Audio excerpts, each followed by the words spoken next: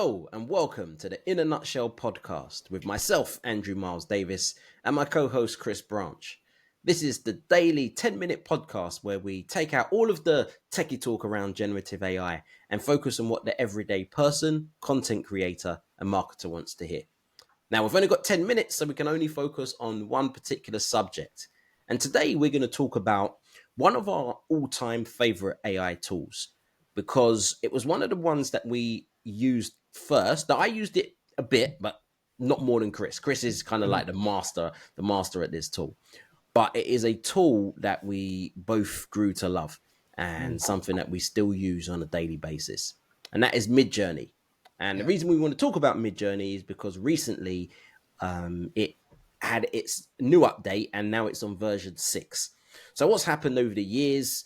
Probably about 18 months ago, it was on like version 1, and it's gone version 2, version 3, version 4, version 5, and then you had a 5.1 and a 5.2. But now we've had version 6 released, and the jump from version 5 to version 6, which we think, well, when it went from version 4 to version 5, we was like, wow, that's a big jump. But from version 5 to version 6, it's, as they say, it's a game changer.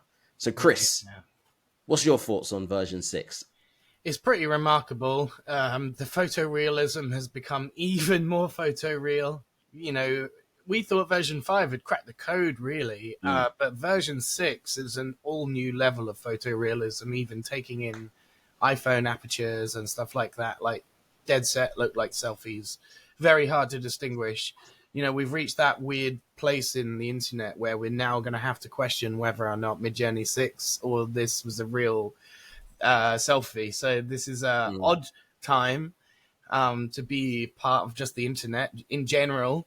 But it really is our favorite platform, as you said. Over the years, they've iterated and always stayed ahead of the game. And for a little bit of time, DALL-E 3 really took precedent because of its prompt understanding and therefore, you know, controllability for us art directors and people using it for other social media purposes. But I would say now Midjourney version 6 is king again. And that's because it can generate text at the same coherence as DALL-E. And it's just insane at its art direction. Like, everything looks incredible. Yeah, that's the thing that when it comes to Midjourney, even when it came to 5.1, 5.2, people were still saying, what about text? It's sorted out fingers.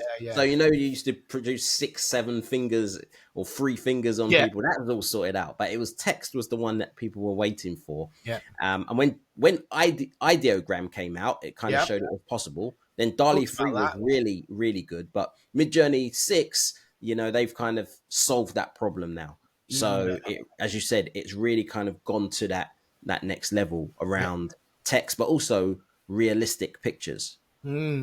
Now, here's the thing: when it comes to realistic pictures, and this is something of interest for a number of reasons when it comes to Midjourney 6, and that is how real you can create images of people. And when I say people, I'm talking people that everyone would know, whether it be cartoon characters, whether it be video game characters, whether it be your favorite celebrities. You know, there was always a challenge. And if you, for example, went into DALL-E 3 and you said, create me a picture of The Rock, you couldn't do that. You know, it would just say copyright infringement. In Midjourney, I've created pictures of The Rock and I'm literally thinking, that could be him. You know, that could be him.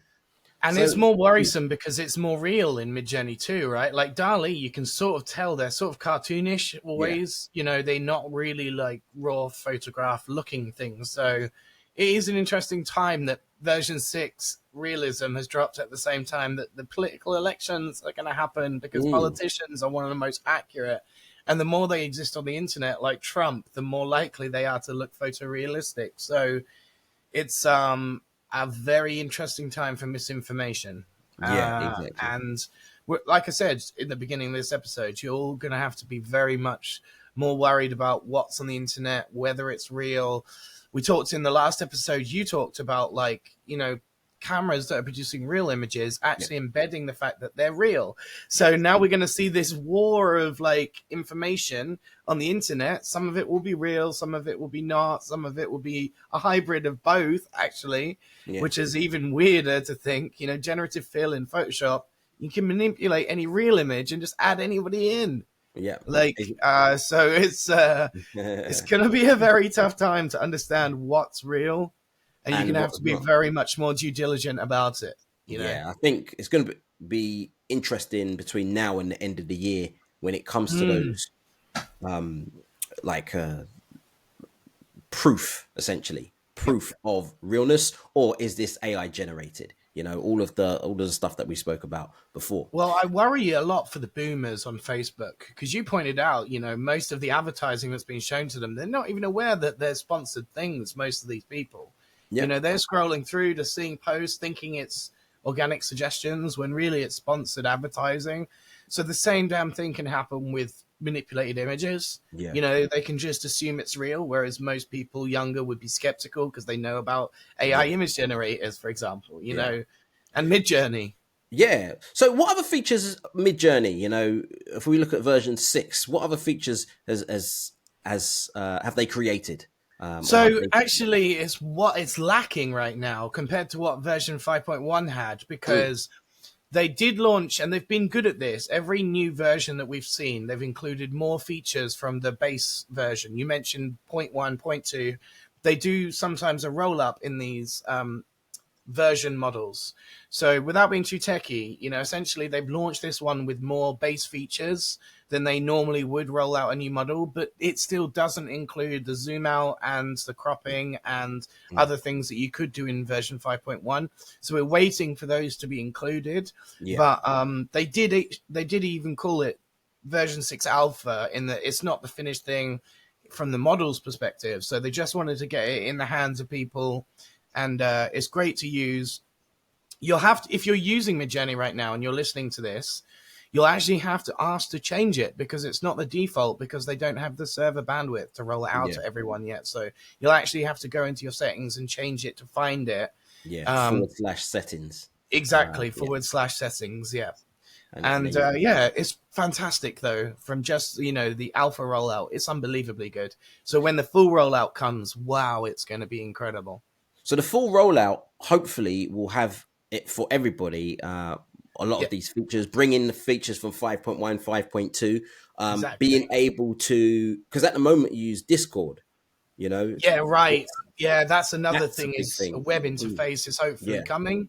The web interface, I think that's going to be a big game changer, because when I'm training people and I'm saying go on to the Discord, that in itself can be an issue, right? Let alone before you even get to that, explaining what Discord is and how to find it, and even setting Discord up so it's easy for you to understand and how you use it. So I think once you get its own user interface, I think that's going to be very good. But also its own app as well.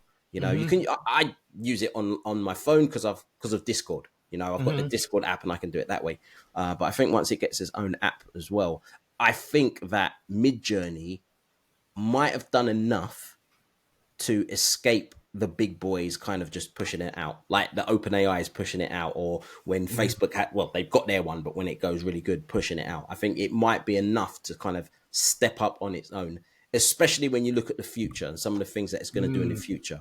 Because no doubt, done well around community. You know, that's one of the things that other community as well haven't done is grown a community, and they've as you said perfectly, they piggybacked off of Discord, and so they're independent and they don't have any funding to, you know, 10 billion from Microsoft to go buy servers and stuff like this. So they might go for funding in the next round in order to go independent. Yeah, I think they'll get it. I think I think they'll get it easily. Pretty good bet there. And I think that, you know, I'd buy Midjourney shares. Yeah. If they went public, I'd buy them. Just to let everyone know, we're not giving stock and share advice here. This is just our opinion. This is all about our opinion. Yeah. So, in a nutshell, it looks like Midjourney, even though we're on version 6 now, and this is January, by the end of the year, probably be on, never know, it might be on version 10. But Midjourney is definitely a tool that if you're not using, you should start using. If you are using, play around with version 6, because again, some of the little things that it can do can make a huge difference in some of the images that you end up And getting. in my perspective, it's the number one in the race again. In the horse race of AI image generators, it's gone from number 2 behind DALL-E 3 to leapfrogging back to first position. So if you want the best of the best out there, it's probably Midjourney.